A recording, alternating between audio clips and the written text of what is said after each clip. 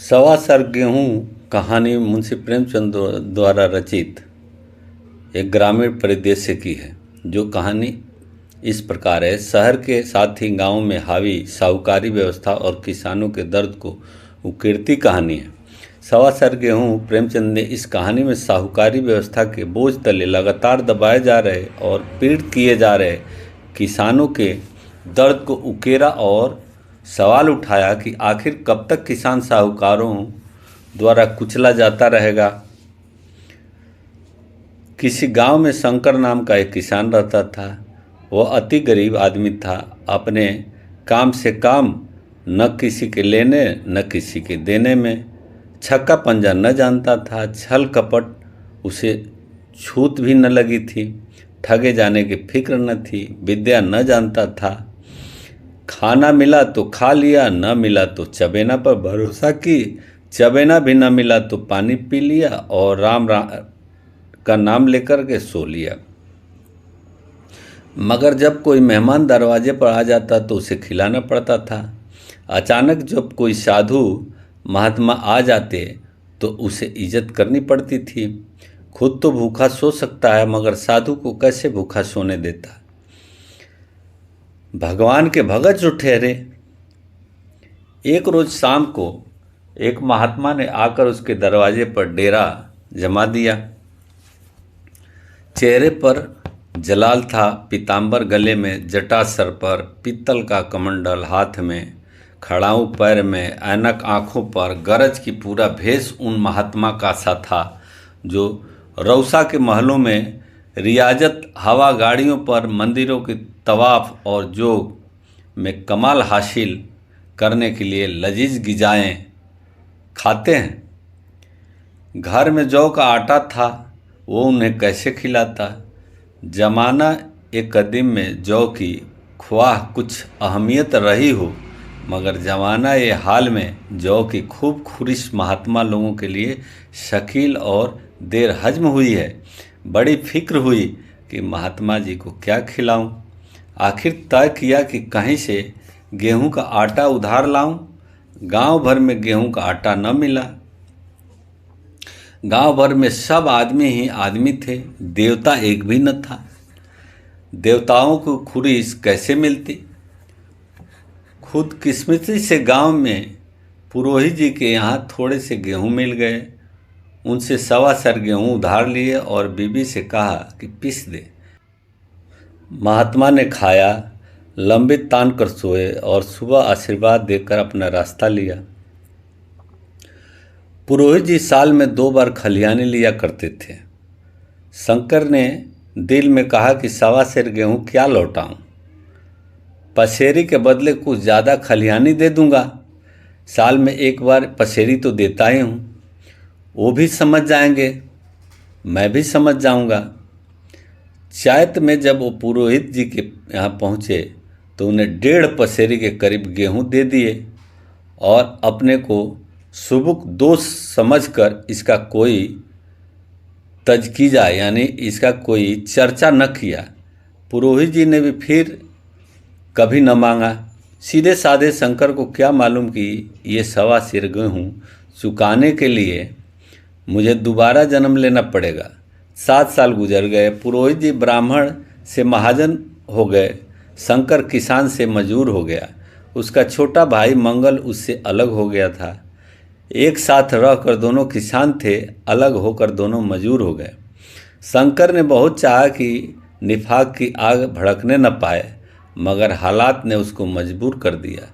जिस वक्त अलग चूल्हे जले वो फूट फूट कर रोया। आज से भाई भाई दुश्मन हो जाएंगे। एक रोए तो दूसरा हंसेगा। एक के घर में गमी होगी तो दूसरे के घर गुलगुले पकेंगे। मोहब्बत का रिश्ता, दूध का रिश्ता आज टूट जाता है। उसने सख्त मेहनत करके खानदानी इज्जत का ये दरख्स्त लगाया था। उसे अपने खून से सींचा था। उसका जड़ से उखड़ना देखकर उसके दिल के टुकड़े हुए जाते थे। 7 रोज तक उसने दाने की सूरत भी न देखी। दिन भर जेठ की धूप में काम करता। और रात में लपेट कर सोया रहता। इस सख्त रंज और नाकाबिले बर्दाश्त तकलीफ ने खून को जला कर रख दिया, गोश्त और चर्बी को घुला दिया। बीमार पड़ा तो महीनों चरपाई से न उठा। अब गुजर बसर कैसे हो? 5 बीघे के आधे खेत रह गए, एक बैल रह गया, खेती क्या खाक होगी। आखिर यहाँ तक नौबत पहुंची कि खेती सिर्फ नाम भर की रह गई। मुयस का सारा भार मजूरी पर आ पड़ा। 7 साल गुजर गए। एक दिन शंकर मजूरी करके लौटा तो रास्ते में पुरोहित जी ने टोक कर कहा, शंकर कल आके अपने बीज बैंक का हिसाब कर ले। तेरे यहाँ 5.5 मन गेहूँ कब से बाकी पड़े हैं और तू देने का नाम ही नहीं लेता।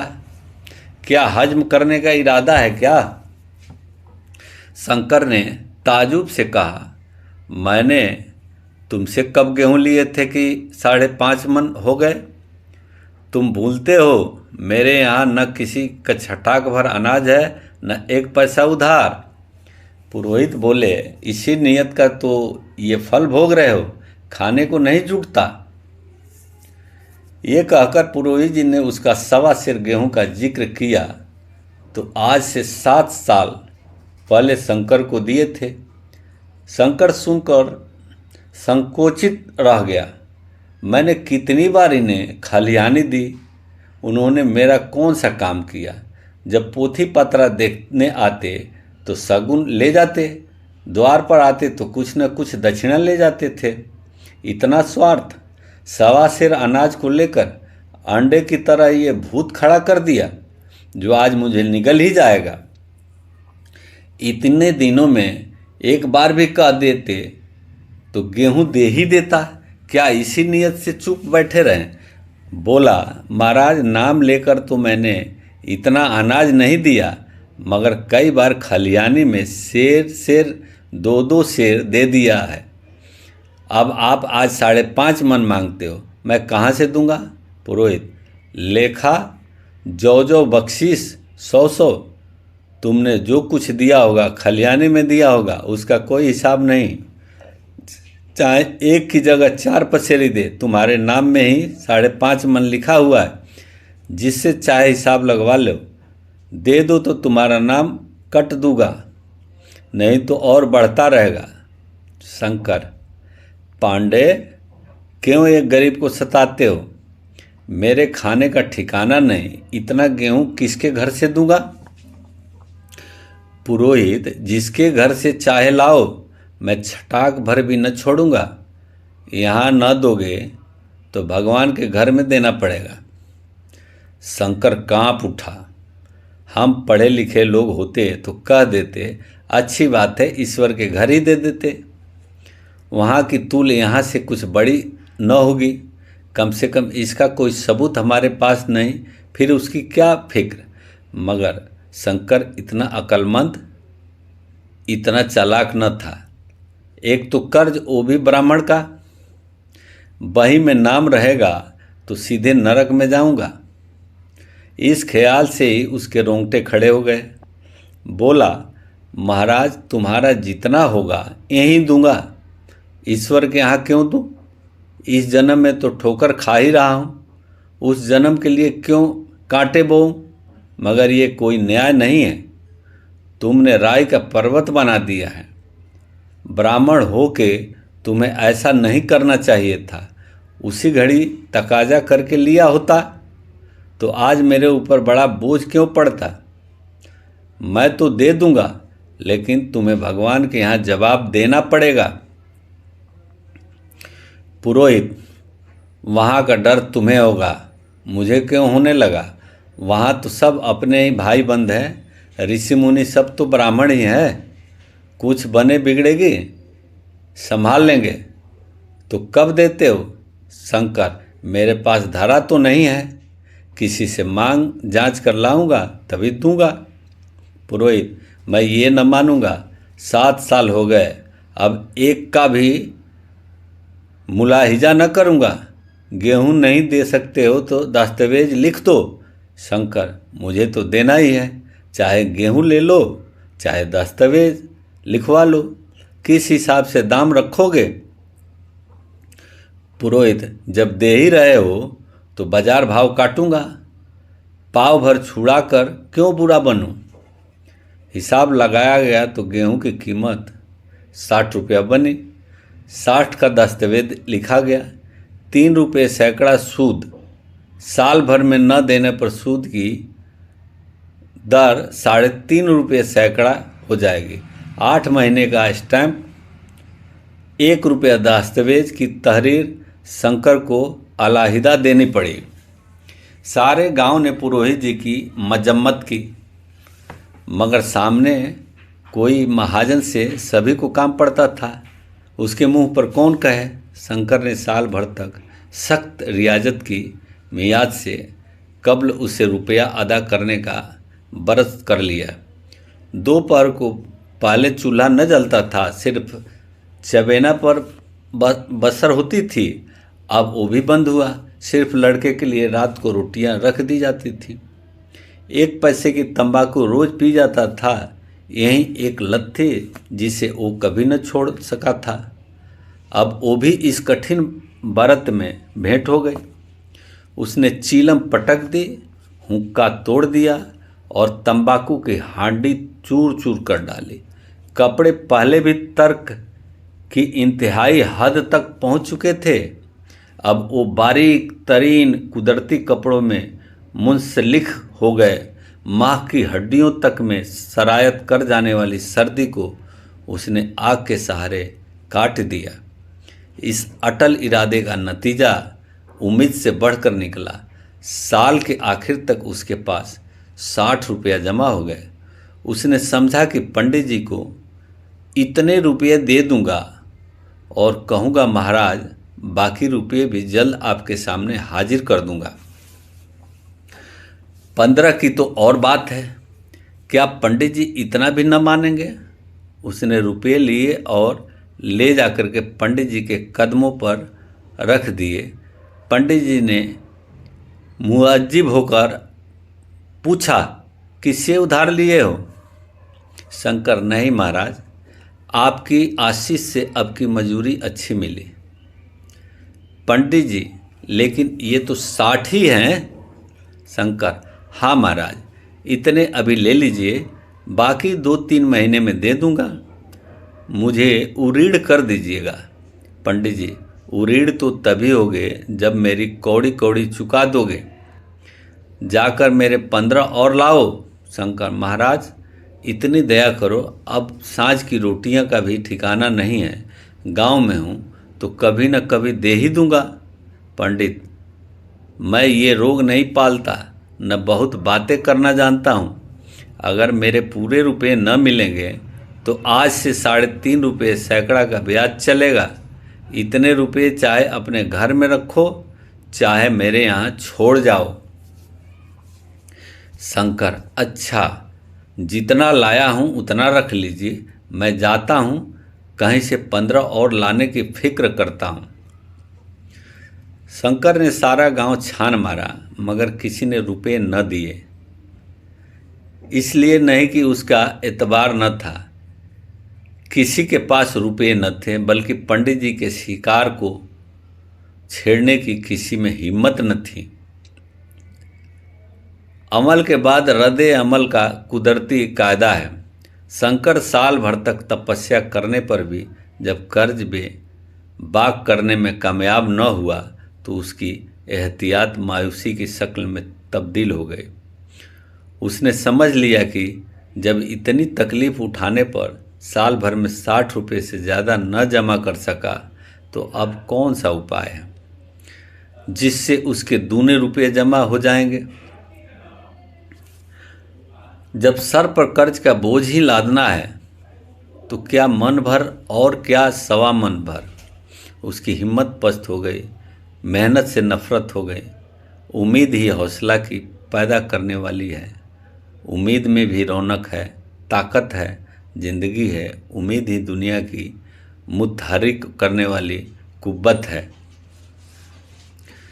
शंकर मायूस होकर के बेपरवाह हो गया। वो ज़रूरतें जिनको उनसे साल भर तक टाला रखा था, अब दरवाजे पर खड़ी होने वाली भिखारिनें न थी, बल्कि सर पर सवार होने वाले चुड़ैल थी, जो अपना चढ़ावा लिए बगैर जान ही नहीं छोड़ती। कपड़ों में पैबंद लगने की भी एक हद होती है। अब शंकर को हिसाब मिलता तो रुपये जमा न करता, कभी कपड़े लाता और कभी खाने की कोई चीज़। जहाँ पहले तंबाकू पिया करता था, वहाँ अब गांजा और चरस का चस्का भी लगा। उसे अब रुपये अदा करने की कोई फिक्र न थी। गोया उस पर किसी का एक पैसे का भी न था। पहले लज्जा आ जाने पर भी वो काम करने जरूर जाता था, अब काम पर न जाने का बहाना तलाश लिया करता था। इस तरह 3 साल गुजर गए। पंडित जी महाराज ने एक बार भी तकाजा न किया। वो होशियारी शिकारी की तरह तीर ब हदफ निशाना लगाना चाहते थे।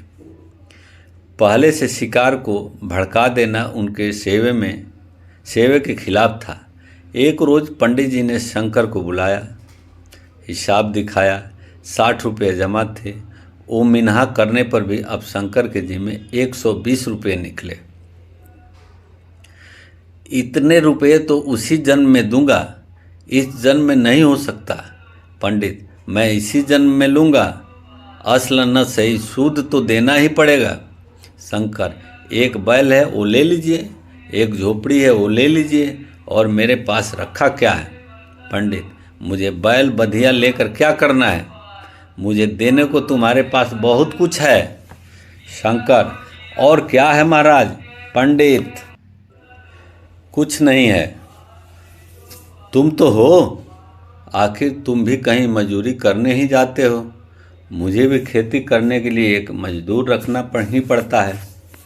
सूद में तुम हमारे यहाँ काम किया करो, जब सुविधा हो असल भी दे देना। सच तो यह है कि अब तुम दूसरी जगह काम करने के लिए जा ही नहीं सकते। जब तक मेरे रुपये न चुकता कर दोगे, तुम्हारे पास कोई जायदाद नहीं है। इतनी बड़ी गठरी में किस एतबार पर छोड़ दूं? कौन इसका जिम्मा लेगा? तुम मुझे महीने महीने सूद दिए जाओगे, और कहीं कमा कर जब तुम मुझे सूद भी नहीं दे सकते तो असली की कौन कहे? शंकर, महाराज, सूद में तो काम करूंगा और खाऊंगा क्या? पंडित, तुम्हारी घर वाली है, लड़के हैं, क्या वो हाथ पैर कटा बैठे हैं? तुम्हें आध सेर जौ चबेना के लिए दे दिया करूँगा। ओढ़ने के लिए साल में कंबल पा जाओगे। एक सलूका भी बनवा दिया करूँगा। और क्या चाहिए? ये सच है कि और लोग तुम्हें 6 आने रोज देते हैं, लेकिन मुझे ऐसी गरज नहीं है। मैं तो तुम्हें अपने रुपये भरने के लिए रखता हूँ। शंकर ने कुछ देर तक गहरे सोच में पड़े रहने के बाद कहा, महाराज, ये तो जन्म भर की गुलामी है। पंडित, गुलामी समझो चाहे मजूरी समझो, मैं अपने रुपया भराए बिना तुम्हें न छोड़ूंगा। तुम भागोगे तो तुम्हारा लड़का, हाँ, जब कोई न रहेगा तब की बात दूसरी है। इस फैसले की कहीं अपील न थी। मजदूर की जमानत कौन करता? कहीं पनाह न थी, भाग कर कहाँ जाता? दूसरे रोज से उसने पंडित जी के यहाँ काम करना शुरू कर दिया। 1.25 सेर गेहूं की बदौलत उम्र भर के लिए गुलामी की बेड़ियां पांव में डालनी पड़ी। उस बदनसीब को अब अगर किसी ख्याल से तस्कीन होती थी तो इसी से कि वे सब मेरे पिछले जन्म का भोग है। औरत को वो काम करने पड़े थे जो उसने कभी न किए थे। बच्चे दाने दाने को तरसते थे, लेकिन शंकर चुपचाप देखने के सिवा और कुछ न कर सकता था। वो गेहूं के दाने किसी देवता बुद्ध की तरह तमाम उम्र उसके सर से न उतरे। शंकर ने पंडित जी के यहाँ 20 बरस तक गुलामी करने के बाद इस गम कदे से रेहलत की 120 अभी तक उसके सर पर सवार थे। पंडित जी ने उस गरीब को ईश्वर के दरबार में तकलीफ देना मुनासिब न समझा। बस उन्होंने उसके जवान बेटे की गर्दन पकड़ी। आज तक वो पंडित जी के यहाँ काम करता है। उसकी उधार कब अदा होगा भी या नहीं, ईश्वर ही जाने। अगर ये कहानी आपको अच्छी लगे तो लाइक कीजिए, सब्सक्राइब कीजिए, शेयर कीजिए।